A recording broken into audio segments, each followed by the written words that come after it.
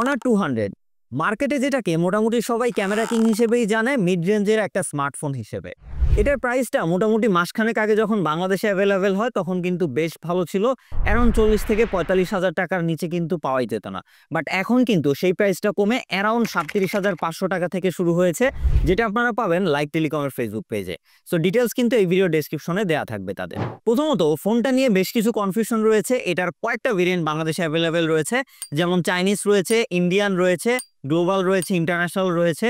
So এখানে কয়েকটা ব্যাপারে কনফিউশন রয়েছে, যে ইন্ডিয়ান যেটা সেটার বক্সের মধ্যে চার্জার থাকে না, দেন হচ্ছে যে চাইনিজ ভেরিয়েন্টগুলো রয়েছে সেগুলোতে আবার ইউএফএস 2.2 স্টোরেজ দেওয়া, বাট ইন্টারন্যাশনালটা যেটা 512 জিবি স্টোরেজ সেটাতে আবার আপনারা ইউএফএস 3.1 স্টোরেজ পাবেন। সো অ্যারাউন্ড 40,000 টাকার উপরে যখন প্রাইস ছিল তখন কিন্তু এই ইউএফএস 2.2কে কোনোভাবেই মেনে নেওয়া যাচ্ছিল না, বাট এখন এসে অ্যারাউন্ড 37,000 বা 37,500 টাকা থেকে যেহেতু প্রাইসটা শুরু হয়েছে, সো ওই হিসাবে কিন্তু এটা জাস্টিফাই করে যদি আপনি ইন্ডিয়ান ভেরিয়েন্টটা কিনেন, তাহলে প্রাইসটাও সেক্ষেত্রে কম হবে। আবার যদি ইন্টারন্যাশনাল ভেরিয়েন্টগুলোতে যান সেক্ষেত্রে প্রাইসটা হয়তো 1-2 হাজার বা 1500 এরকম বেশি হবে আর কি। এছাড়াও আরও একটা চেঞ্জ আপনারা লক্ষ্য করবেন যে ইন্টারন্যাশনাল ভেরিয়েন্টে কিন্তু 3 বছরের আপডেট অফার করছে এখানে অনার, কিন্তু আপনারা যদি ইন্ডিয়ান ভেরিয়েন্টটা নেন সেখানে কিন্তু 2 বছরের মেজর আপডেট পাবেন। সো এখানেও কিন্তু 1 বছর মিস করতে হবে আপনাকে, আপনি যদি একটু টাকা বাঁচিয়ে ইন্ডিয়ান ভেরিয়েন্টটা কিনতে যান। তো সেক্ষেত্রে আমি বলবো চার্জার স্যাক্রিফাইস, তার সাথে ইউএফএস স্টোরেজ এবং তার সাথে এই যে আপডেটের ব্যাপার রয়েছে 1 বছর কমতি, সো সবকিছু মিলে আমার কাছে মনে হয় 2-3 হাজার টাকা এক্সট্রা দিয়ে আপনার অবশ্যই ইন্টারন্যাশনাল ভেরিয়েন্টে যাওয়াই সব থেকে বেস্ট ডিল হবে। তো মোটামুটি এই জিনিসগুলো মাথায় রেখে অবশ্যই কেনার আগে একটু শিওর হয়ে কিনবে। তো এই ফোনটার ভালো দিকের পাশাপাশি কিছু কমতিও রয়েছে, সেটা কিন্তু এই ভিডিওতে অবশ্যই আপনাদের সাথে শেয়ার করবো। অ্যান্ড এটার প্রাইস যখন অফিসিয়ালি 60,000 টাকা এবং আনঅফিসিয়ালি 45,000-এর আশেপাশে ছিল তখন কিন্তু সেই কমতিগুলো বেশ ভালো মতোই ধরার মতো ছিল, বাট এখন হয়তো সেগুলোকে টপকে এর প্রাইজিংটা বেস্ট দেওয়ার কারণে আপনি কিনেই নিতে পারেন এই ফোনটি। সো তার আগে অবশ্যই বলবো ভিডিও শেষ পর্যন্ত আপনাকে যেতে হবে। তো ভালো লেগে থাকলে like, comment, share and subscribe করে পাশেই থাকবেন। চলুন ভিডিও শুরু করা যাক। মার্কেটে বেশ কয়েকটা কালারের ফোনটি অ্যাভেলেবেল রয়েছে। আমাদের কাছে একটু হোয়াইট টাইপের কালারটা রয়েছে এবং এর পেছনে গ্লাস ব্যাক ব্যবহার করা হয়েছে ম্যাট ফিনিশ। এখানে একটা সমুদ্রের যেই পানির একটা যেই ঢেউ বা এরকম টাইপের একটা ডিজাইন এখানে ব্যবহার করা হয়েছে।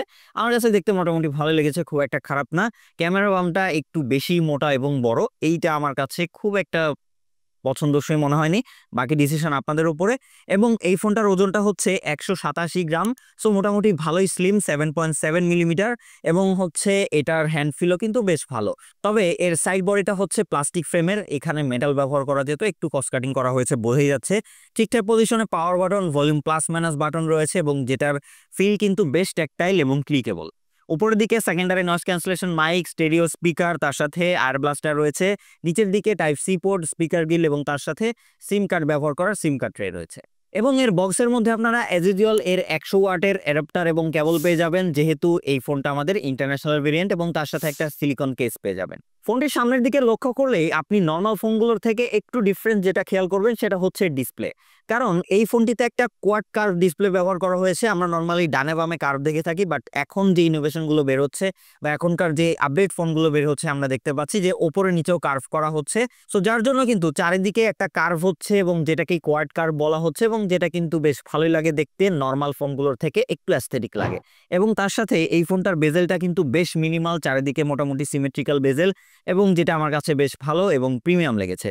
তার সাথে ভেতরের পাঞ্চ হোলটাও কিন্তু খুব বেশি বড় না, একদম চোখে লাগার মতো না, মোটামুটি মিনিমাল বেজেল এটাতেও রয়েছে, যেটাও কিন্তু বেশ ভালো একটা ব্যাপার।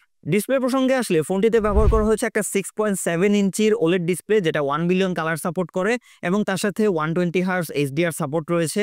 এবং ফোনটিতে কিন্তু পিক ব্রাইটনেস 2000 নিটস পর্যন্ত রয়েছে, যেটা পিক বলার কারণ হচ্ছে এটা কিন্তু এইচডিআর কন্টেন্টে কিছু কিছু সার্টেন জায়গায় হবে, টোটাল ডিসপ্লেতে আপনারা পাবেন না। নর্মালি হয়তো আপনারা 1500 থেকে 1800 সামথিং এর একটা ব্রাইটনেস পাবেন এর ফুল ডিসপ্লে মিলিয়ে। রেজোলিউশন হচ্ছে 1200 ইন্টু 2664 পিক্সেল এবং 436 পিপিআই, এবং এর স্ক্রিন টু বডি রেশিও হচ্ছে 90%। তার সাথে ফোনটি কিন্তু এইচডিআর ভিভিড কালার সার্টিফাইড এবং ওয়েট টাচ সাপোর্ট রয়েছে, মানে আপনার স্ক্রিনে যদি হালকা পানি টানি ছিটা ফোটা লাগে তাহলে কিন্তু স্ক্রিনটা বেশ ভালো মতোই টাচ কাজ করবে। সবকিছু মিলিয়ে খাতা কলমের সাথে আমাদের ইউজার এক্সপিরিয়েন্সও কিন্তু খুব বেশি ডিফারেন্স ছিল না। এই ডিসপ্লেটা সত্যিকার অর্থেই বেশ চমৎকার, খুব ভালো ভিভিড কালার আউটপুট আপনারা পাবেন, তার সাথে কালার কন্ট্রাস্ট এবং ভিউইং অ্যাঙ্গেল সবকিছু আমার কাছে বেশ ভালো লেগেছে। আমরা হচ্ছে যখন এইচডিআর কন্টেন্ট প্লে করছিলাম সেটাও কিন্তু বেশ স্মুথলি এবং তার সাথে অ্যাকুরেট ভাবেই প্লে হচ্ছিল, এবং কালার অ্যাকুরেসিটাও কিন্তু আমার কাছে খুব ভালো লেগেছে। ভাইব্রেন্ট এবং পাঞ্চি একটা কালার আউটপুট দিচ্ছিল এই ডিসপ্লেটা। তার সাথে আপনার মিডিয়া কনজিউম এক্সপিরিয়েন্সকে আরো আপডেট করে দিবে এর স্টেরিও স্পিকার। এই স্পিকারটা যথেষ্ট লাউড ছিল এবং তার সাথে ডিটেল এবং কোয়ালিটির পরিমাণ বেশ ভালো ছিল। দুই দিক থেকে মোটামুটি সেম কোয়ালিটির আওয়াজই আপনারা পাবেন, খুব বেশি ডিফারেন্স আপনারা লক্ষ্য করবেন না, যেটা কিন্তু বেশ ভালো একটা ব্যাপার। এবং সাউন্ডটা শুনতে বেশ ক্লিয়ার এবং ক্রিস্পি লাগছিল। ফোনটি যেহেতু ক্যামেরা বেস বলা হচ্ছে, সো সেক্ষেত্রে আমরা ক্যামেরা পার্টটাকে আগে রাখছি। ফোনের রেয়ারে রয়েছে ট্রিপল ক্যামেরা সেটআপ। মেইন ক্যামেরাটি হচ্ছে 50 মেগাপিক্সেলের, যেটা সনি আইম্যাক্স 906 f2.0 অ্যাপারচারের একটি লেন্স। দেন রয়েছে 50 মেগাপিক্সেলের আরও একটি সনি আইএমএক্স 856 টেলিফটো লেন্স, এটাও 50 মেগাপিক্সেলের এবং দুইটাতেই কিন্তু ওএস এর সাপোর্ট আপনারা পেয়ে যাবেন। ফাইনালি রয়েছে 12 মেগাপিক্সেলের একটা আলট্রা ওয়াইড লেন্স। প্রথমত যেহেতু এখানে 12 মেগাপিক্সেলের একটা দুধভাত আলট্রা ওয়াইড রয়েছে, সো সেটা নিয়ে একটু কথা বলি। আলট্রা ওয়াইড লেন্স নিয়ে কথা বললে ডে লাইটে মোটামুটি পারফর্ম করছিল, আমরা খুব বেশি এক্সট্রাঅর্ডিনারি কিছু দেখি নাই সেখান থেকে। ডিটেলের মোটামুটি বেশ ঘাটতি রয়েছে, কালারের পরিমাণ একটু ভিভিড টাইপের কালার প্রোভাইড করে, তার সাথে ডাইনামিক রেঞ্জ ম্যানেজ করতে একটু হিমশিম খেয়ে যাচ্ছিল। সবভাবে সবকিছু মিলিয়ে খুব বেশি এক্সট্রাঅর্ডিনারি কিছু বলবো না, অ্যাভারেজ টাইপের একটা রেজাল্ট আপনারা পাবেন এর আলট্রা ওয়াইড থেকে। এখানে যদি মেগাপিক্সেলটা একটু বেটার করা যেত এবং একটু প্রসেসিংটা ভালো করা যেত, তাহলে মোটামুটি বেশ ভালোর কাতারে থাকতো রেয়ার ক্যামেরার মতোই। অ্যান্ড মেইন সেন্সরের কথা বললে সেখানে এটা বাজিমাত করেছে, এটা বলাই যাচ্ছে। প্রথমত আমরা যদি একদম ডিরেক্ট সানলাইট বা ডে লাইটের পিকচারের কথা বলি, সেখানে বেশ ভালো কিন্তু ডিটেল এবং তার সাথে ডাইনামিক রেঞ্জ ম্যানেজের ব্যাপারটা আমরা লক্ষ্য করেছি। তার সাথে লাইট ব্যালেন্সটাও বেশ ভালো মতো করতে পারছিল এবং শ্যাডো এরিয়া হ্যান্ডেলিংটাও কিন্তু যথেষ্ট স্ট্রং পজিশনে ছিল। সবকিছু মিলিয়ে কিন্তু প্রত্যেকটা পিকচারে আপনি যেদিকেই মুভ করেন না কেন বেশ ভালো একটা অ্যাস্থেটিক ব্যাপার পেয়ে যাবেন বা অ্যাস্থেটিক কালার ম্যানেজ পেয়ে যাবেন এই ফোনটি থেকে।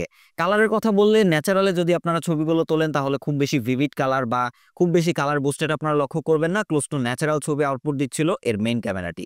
ডাইনামিক রেঞ্জটা বেশ ভালো মতো ম্যানেজ করতে পারছিল, একদম ওভার সানলাইটে আমরা ছবি তুলে দেখেছি, সেক্ষেত্রেও কিন্তু আপনারা যদি লক্ষ্য করেন আকাশের যেই কালার রয়েছে বা আকাশের যে আলো রয়েছে সেটা কিন্তু একদম ঝলসে বা সাদা হয়ে যাচ্ছিল না, সেখানে কিন্তু আমরা বেশ ভালো মতোই নীল বা আকাশি কালারটা লক্ষ্য করছিলাম। সেখানে বোঝাই যাচ্ছিল যে ডাইনামিক রেঞ্জটা বেশ ভালো মতোই ম্যানেজ করতে পারছে এবং ওভার লাইট বা সানলাইট যেগুলো রয়েছে সেই জায়গাগুলোও কিন্তু বেশ ঠিকঠাক মতোই ম্যানেজ করতে পারছিল এই ফোনের মেইন ক্যামেরাটি, যার জন্য প্রত্যেকটা ছবিতেই আপনারা কিন্তু হিউম্যান ফেস থেকে শুরু করে যে কোনো কিছু মোটামুটি ক্লিন এবং ডিটেল পাবেন এই ছবিগুলো থেকে। তার সাথে হিউম্যান ফেসের কথা বলে সেখানেও ডিটেলের পরিমাণ বেশ ভালো ছিল। অন্যান্য ফোনগুলোর মতো কিন্তু স্মুথ করে দিচ্ছিল না বা সফট করে দিচ্ছিল না, স্কিনের যে কালারটা সেটাও কিন্তু বেশ ভালো মতোই ধরে রাখতে পারছিল। আপনারা যদি ছবিগুলো একটু জুম করে দেখেন তাহলে বুঝতে পারবেন এখানে যে ফেস কালার রয়েছে বা স্কিন টোন রয়েছে সেটা কিন্তু যথেষ্ট ঠিকঠাক মতোই ধরে রাখতে পেরেছে এই ফোনের মেইন ক্যামেরাটি। দেন আমরা যদি টেলিফটো লেন্সটি নিয়ে কথা বলি, সেখানে আপনারা 2x 2.5x এবং আপ টু 50x পর্যন্ত ডিজিটাল জুম পেয়ে যাবেন। সো 2x এবং 2.5x এর যদি ছবির কথা বলি, 2x এ মোটামুটি বেশ ভালো ডিটেল এবং তার সাথে ভালো একটা ন্যাচারাল ব্লার করতে পারছিল ম্যাক্সিমাম ছবিগুলোতে আপনারা লক্ষ্য করবেন। তার সাথে ডিটেলের পরিমাণও বেশ ভালো, খুব একটা স্মুথ করে দিচ্ছিল না এবং কালারও কিন্তু মোটামুটি ঠিকঠাক মতোই ধরে রাখতে পারছিল স্কিন কালার। তবে হচ্ছে আমরা দেখেছি যে একটু হচ্ছে কালারটা বুস্ট করছিল এর টেলিফটো লেন্সটি। তবে 2.5x এ গেলে আমরা একটা জিনিস লক্ষ্য করেছি যে প্রিভিউটা খুব একটা বাজে আসছিল, মানে স্ক্রিন আরও খারাপ করে দিচ্ছিল, বাট ছবি তোলার পরে মোটামুটি প্রসেস করে বেশ ভালো একটা আউটপুট দিচ্ছিল এর 2.5x লেন্সটি। অ্যান্ড যদি আমরা এর এক্সট্রা জুমের কথা বলি তাহলে আমার কাছে মনে হয়েছে যে আপনারা মোটামুটি 10x পর্যন্ত বেশ ভালো একটা পিকচার আউটপুট পাবেন এবং ইউজেবল ছবি পাবেন। তবে 10x এর উপরে গেলে খুব একটা ইউজেবল ছবি পাওয়া যায় না, তবে যেহেতু 50x এর সাপোর্ট রয়েছে সেক্ষেত্রে অবশ্যই থামস আপ। দেন আমরা যদি রাতের ছবির কথা বলি, সেখানে এক একটা লেন্স আসলে এক এক রকম পারফর্ম করে, স্বাভাবিক ব্যাপার এটা। প্রথমত ওয়াইড লেন্সটা একদম রাতের বেলা খুব একটা ইউজফুল আমার কাছে মনে হয়নি যদি আলোর খুব একটা ভালো পরিমাণ সাপোর্ট না থাকে। দেন যদি আমরা হচ্ছে মেইন সেন্সরের কথা বলি, সেক্ষেত্রে আপনারা মোটামুটি ভালো ছবি আউটপুট পাবেন। রাতের বেলার এর প্রসেসিংটা একটু বেশি আমার কাছে লেগেছে, ছবিগুলো খুব বেশি কালার বুস্ট করছিল, রেড কালার, গ্রিন কালার, এই কালারগুলো একটু বেশি বুস্ট করছিল। আপনারা হিউম্যান ছবিগুলো একটু লক্ষ্য করলে বুঝতে পারবেন। তার সাথে ফেসটাকে মোটামুটি ভালোই স্মুথ করে দিচ্ছিল এবং অনেকটাই ব্রাইট করে দিচ্ছিল, মানে একটু আর্টিফিশিয়াল লাইট অ্যাড করতে গিয়ে আসলে একটু বেশি ব্রাইট করে ফেলছিল আমার কাছে মনে হয়েছে। তবে যেটা মোটামুটি নর্মাল ইউজারদের ভালোই লাগবে, খারাপ না। এবং হচ্ছে যদি টেলিফটো লেন্সটার কথা বলি, সেটাও মোটামুটি ভালো আউটপুট দিচ্ছিল রাতের বেলাতেও, ছবিগুলো দেখলেই আপনারা তার ব্যাপারটা বুঝতে পারবেন। দিনের ফ্রন্ট ক্যামেরা নিয়ে কথা বললে সেখানেও ব্যবহার করা হয়েছে 50 মেগাপিক্সেলের একটা ক্যামেরা। সো এখানে অবশ্যই একটা ইন্টারেস্টিং ব্যাপার যে সচরাচর আমরা বাজেট রেঞ্জের মধ্যে এত মেগাপিক্সেল সহ ফ্রন্ট ক্যামেরা দেখি না। তো যাই হোক, ছবির কথায় আসলে ডিলাইটে বেশ ভালো পারফর্ম করছিল। আপনারা প্রত্যেকটা ছবিতেই কালারটা কিন্তু খুব বুস্ট আপনারা দেখতে পাবেন না, মোটামুটি ন্যাচারাল কালার রাখছিল এবং তার সাথে যে স্কিন টোনটা রয়েছে সেটাও কিন্তু যথেষ্ট পরিমাণ অ্যাকুরেট রাখতে পেরেছে প্রত্যেকটা ছবির ক্ষেত্রেই। তার সাথে যদি আমরা লাইট ম্যানেজের কথা বলি সেখানেও কিন্তু বেশ ভালো বলবো। আমি ডিরেক্টলি সানলাইটে গিয়ে কিন্তু ছবি তুলেছি, সেক্ষেত্রে আপনারা কিন্তু কোনো জায়গায় জ্বলে যাওয়া বা হচ্ছে ওভার লাইটের যে ব্যাপারটা সেটা আপনারা দেখতে পাবেন না। ফাইনালি কথা বলি এর পোর্ট্রেট নিয়ে, যেটাও কিন্তু বেশ আলোচনার একটা ব্যাপার এই ফোনটির ক্ষেত্রে। এর পোর্ট্রেটে টোটাল 3টা ফোকাল লেন্থ আপনারা ছবি তুলতে পারবেন। প্রথমে হচ্ছে 1x, 2x এবং 2.5x। প্রথমত 1x এর ছবির কথা নিয়ে বললে সেখানে কিন্তু ডিটেলের পরিমাণ বেশ ভালো আমরা লক্ষ্য করেছি, তবে খুব বেশি দূর থেকে যদি আপনি নেন তাহলে ছবির ডিটেল কিছুটা ঘাটতি আমি দেখেছি, সেক্ষেত্রে জুম করলে কিছুটা ঘাটতি মনে হয়, বাট যদি নর্মাল ছবি দেখেন তাহলে খুব একটা চোখে পড়ার মতো না। তবে কালারটা আমরা মোটামুটি ভালোই বুস্ট করতে দেখেছি, রেড, গ্রিন বা এরকম টাইপের উজ্জ্বল কালারগুলো কিন্তু বেশ ভালোই বুস্ট করছিল। আদারওয়াইজ যদি আমরা এস ডিরেকশনের কথা বলি সেটাও যথেষ্ট পরিমাণে অ্যাকুরেট ছিল।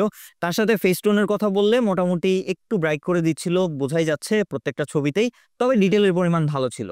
তার সাথে 2x এর কথা বললে সেখানে আমার কাছে আরো ভালো রেজাল্ট মনে হয়েছে 1x এর থেকে। মোটামুটি বেশ একটা টাইট ফোকাল লেন্থে আপনারা এখানে ছবি তুলতে পারবেন এবং যেটা কিন্তু অনেকটাই ডিএসএলআর কোয়ালিটির আমার কাছে মনে হয়েছে, মানে দেখে বোঝার উপায় নেই যে এইগুলো আসলে ফোন দিয়ে তোলা। এর 2x পোর্ট্রেটটা আমার কাছে বেস্ট লেগেছে এই ফোনের ক্যামেরা সেটআপের মধ্যে, এবং সেখানেও আপনারা বেশ ভালো ডিটেল এবং তার সাথে এজ ডিটেকশন লক্ষ্য করবেন, প্রত্যেকটা ছবি আপনারা দেখলে বুঝতে পারবেন সেটা। 2.5x এ গেলে আমরা ম্যাক্সিমাম ছবিতে একটু ওভার শার্পনিং লক্ষ্য করেছি, সেটা হচ্ছে নর্মাল ছবির ক্ষেত্রেও আবার হচ্ছে পোর্ট্রেটের ক্ষেত্রেও। সো এই ব্যাপারটা কেন আমি জানি না, আই থিঙ্ক এখানে একটু সফটওয়্যার ইস্যু রয়েছে।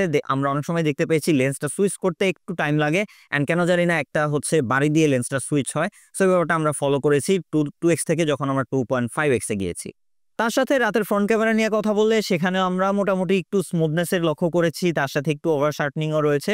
লাইটগুলো ঠিকঠাক মতো ম্যানেজ করতে পারছিল, তবে ছবিগুলো সবকিছু মিলিয়ে আরেকটু রিফাইন করা গেলে ভালো হতো এর ফ্রন্ট ক্যামেরার ছবি। আদারওয়াইজ যদি লাইট মোটামুটি ভালো থাকে তাহলে বেশ ভালো ছবি আউটপুট পাবেন এর ফ্রন্ট ক্যামেরার রাতের ছবি থেকে। ভিডিওর কথা আসলে সেখানেও কিন্তু কোনো দিকে কমতি নেই এই ফোনটিতে। ফোনটি রিয়ার ক্যামেরা দিয়ে আপনারা 4K 30 FPS পর্যন্ত সাপোর্ট পাবেন এবং সামনে এবং পেছনে বোথ আপনারা 1080p 60 FPS এর সাপোর্ট পেয়ে যাচ্ছেন। ভিডিও চলাকালীন আপনারা ইজিলি লেন্স সুইচ করতে পারবেন, রেয়ার লেন্স থেকে শুরু করে আলট্রা ওয়াইডেও যেতে পারবেন, আবার সেখান থেকে আপনারা টেলিফটো লেন্সেও সুইচ করতে পারবেন, আবার তার সাথে কিন্তু ফ্রন্ট ক্যামেরাও যেতে পারবেন। সো এই ব্যাপারটা আমার কাছে বেশ ভালো লেগেছে। নর্মালি কিন্তু বাজেট ফোনগুলোতে আমরা এই ফিচার্সটা দেখি না। রেয়ার ক্যামেরার 4K ভিডিওটা আমার কাছে বেশ ভালো লেগেছে, যেহেতু এখানে ওআইএস এর সাপোর্ট রয়েছে, অপটিক্যাল ইমেজ স্টেবিলাইজেশন। সেক্ষেত্রে আমরা ডিরেক্টলি হেঁটে চলে ভিডিও করেছি, আপনারা ভিডিও স্যাম্পল দেখেই বুঝতে পারছেন। সেক্ষেত্রে কিন্তু ভিডিওটা বেশ কিন্তু স্টেবল ছিল, খুব একটা বেশি আমরা শেকিনেস লক্ষ্য করিনি। তার সাথে হচ্ছে ভিডিওর কালারের কথা যদি আমরা বলি, easily close two natural output দিচ্ছিল এর ভিডিও কোয়ালিটি। তার সাথে লাইট ম্যানেজটা কিন্তু আমার কাছে একদমই বেস্ট লেগেছে এই বাজেটের একটা ফোন থেকে। আমরা কিন্তু খুব একটা লাইট সুইচ হতে দেখিনি, তার সাথে কালার সুইচ হতেও দেখিনি।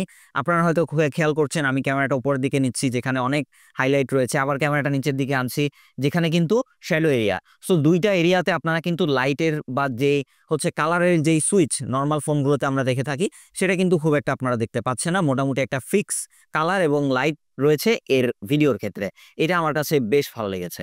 তার সাথে যদি 1080p 60 fps এর কথা বলি সেখানে ডিটেলটা আমার কাছে একটু কমতি মনে হয়েছে, তবে ভিডিও কোয়ালিটি বেশ ভালো স্মুথ ছিল। আপনার যদি 60 fps দরকার হয় তাহলে 1080p তে ভিডিও করতে পারেন আপনি, তবে ম্যাক্সিমাম টাইমে আমি এখানে প্রেফার করব 4K 30 fps টাকে। তার সাথে যদি ফ্রন্ট ক্যামেরা আসি সেখানেও মোটামুটি ভালোই রয়েছে, খুব একটা জার্কিনেস আমরা দেখিনি, স্টেবল ভিডিওই পেয়েছি এখান থেকেও, এবং এখানেও আপনারা মোটামুটি ক্লোজ টু ন্যাচারাল ছবি পাবেন। তার সাথে ডাইনামিক রেঞ্জটা মোটামুটি ঠিকঠাক মতোই ম্যানেজ করতে পারছিল, বাট হিমশিম খেয়ে যাচ্ছিল ম্যাক্সিমাম জায়গাতেই। ডিরেক্ট সানলাইট হলে একটু ঝামেলায় পড়বেন, আদারওয়াইজ ওকে রয়েছে। সবকিছু মিলিয়ে যদি আমরা বলি যে ক্যামেরার কথা, তাহলে আমি বলবো যে অবশ্যই বাজেটের মধ্যে বেস্ট একটা ক্যামেরা আউটপুট পাবেন আপনারা ছবির ক্ষেত্রে এবং ভিডিওর ক্ষেত্রে বোথ। লেন্স ফ্লেয়ার খুব একটা দেখিনি, রাতেও আমরা ভিডিও করে দেখেছি, সেক্ষেত্রেও কিন্তু আমরা বেশ ভালো একটা এক্সপিরিয়েন্স পেয়েছি এই ফোনটি থেকে। ওএস হিসেবে ফোনটিতে ব্যবহার করা হয়েছে অনারের নিজস্ব ম্যাজিক ওএস 8, যেটা বেস্ট অন অ্যান্ড্রয়েড 14, এবং এইখানে আমি প্রথমে বলে দিয়েছি যে কোম্পানি ক্লেম করছে ইন্টারন্যাশনাল যেটা, সেখানে মেজর 3টা আপডেট আপনারা পাবেন এবং হচ্ছে ইন্ডিয়ান ভেরিয়েন্টে 2টা আপডেট পাবেন। ইউআই এর কথা বললে মোটামুটি আমার কাছে কিন্তু খুব একটা খারাপ লাগে নাই, খুব একটা ব্লোডারের লক্ষ্য আমরা করিনি, মোটামুটি একদমই দরকারি অ্যাপ্লিকেশনগুলোই রয়েছিল এটাতে। তার সাথে হচ্ছে এর এক্সপিরিয়েন্সও কিন্তু বেশ ভালো আমি বলবো। এবং পারফরমেন্স হিসেবে ফোনটিতে রয়েছে স্ন্যাপড্রাগনের 7 Gen 3 4 ন্যানোমিটার আর্কিটেকচারে বিল্ড করা একটা অক্টা-কোর প্রসেসর। UFS 2.2 এবং তার সাথে 3.1 দুইটা ভেরিয়েন্টই যেহেতু পাচ্ছেন, তো আমাদেরটা UFS 2.2 হিসেবেও কিন্তু এখানে ৭৪,০০০ এখানে স্কোর এসেছে, যেটা কিন্তু স্টোরেজ 3.1 এর কাছাকাছি বলা যায় বা ওইরকমই একটা পারফরমেন্স। এবং যদি আমরা সেই অনুযায়ী পারফরমেন্সের কথা বলি, আমরা মোটামুটি বেশ কিছু গেম এটাতে খেলে দেখেছি। যেমন পাবজিতে কিন্তু আপনারা HDR এক্সট্রিম পর্যন্ত সাপোর্ট পেয়ে যাবেন, মানে আপনারা HDR-এও হচ্ছে 60 FPS এর সাপোর্ট আপনারা পাবেন। সেক্ষেত্রে যদি গেম প্লের কথা বলি, তাহলে আমি কিন্তু বেশ স্মুথ এবং স্টেবল একটা গেম প্লে পেয়েছি। এবং মজার ব্যাপারটা হচ্ছে এটাতে লং টাইম গেমিং করেও কিন্তু আমরা কোনো রকম হিটিং এর দেখা পাইনি। ওরকম অ্যারাউন্ড হচ্ছে 37-38 এরকমই পেয়েছি আমরা সেলসিয়াস। সো সেক্ষেত্রে বলবো যে হিটিংটা বেশি না হওয়ার কারণে কিন্তু বেশ ভালো একটা স্টেবল পারফরমেন্স পাচ্ছিলাম এটা থেকে।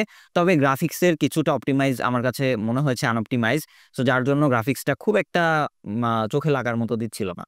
তার সাথে আমরা অ্যাসফল্ট 9 খেলেছি, যেটা কিন্তু আমার খুবই ভালো লেগেছে এটাতে। আপনারা ভিডিওতে দেখলে অনেকটা ফিল করতে পারবেন।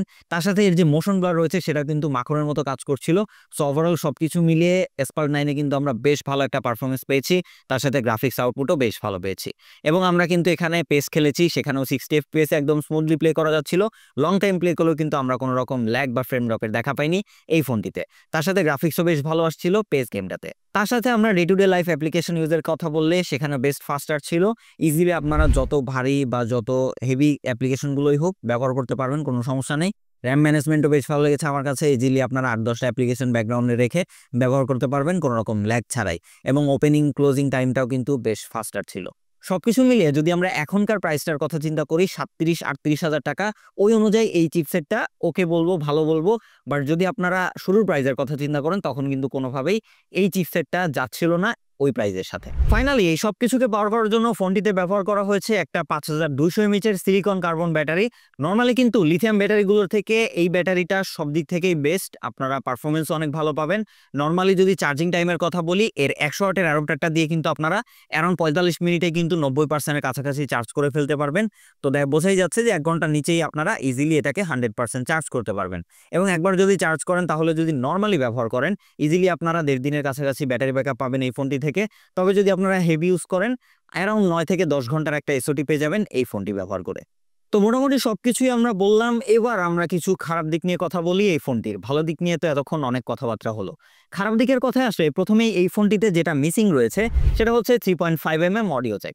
এই বাজেটের একটা ফোনে অবশ্যই আমরা একটা 3.5mm অডিও জ্যাক এক্সপেক্ট করি, যেটা কিন্তু এই ফোনটিতে নেই।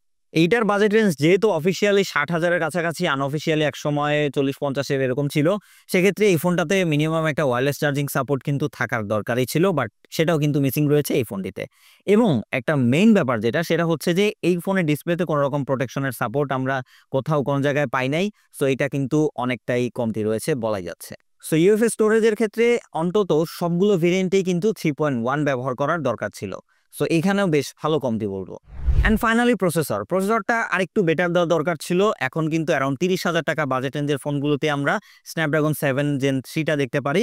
সো সেক্ষেত্রে যদি হচ্ছে আরেকটু বেটার চিপসেট দেওয়া যেত তাহলে কিন্তু বেশ ভালো হতো। সো কমতির দিকগুলো এইগুলো এবং বেটার দিকগুলো এতক্ষণ নিয়ে কথা বলেছি আপনাদের সাথে। সো সবকিছু মিলিয়ে যদি আমার মতামত আমি প্রকাশ করি, তাহলে কমতির দিকগুলোকে যদি একটু স্যাক্রিফাইস করা যায় তাহলে অবশ্যই বেস্ট একটা ডিল অ্যারাউন্ড 40,000-এর নিচে এই ফোনের ক্ষেত্রে। পারফরমেন্স স্ট্যান্ডার্ড, ক্যামেরা বেস্ট, তার সাথে ডিসপ্লে সেটাও আমার কাছে বেশ ভালো একটা পারফর্ম করেছে। তার সাথে ব্যাটারি ব্যাকআপ সেটাও কিন্তু বেশ ভালো আউটপুট দিয়েছে। সবকিছু মিলিয়ে একটা রেকমেন্ড করার মতো ফোন এই ফোনটি। তো আজকের ভিডিও পর্যন্তই, দেখা হচ্ছে নেক্সট কোনো ভিডিওতে। ভালো লেগে থাকলে like, comment, share and subscribe করে পাশেই থাকবেন। খোদা হাফেজ।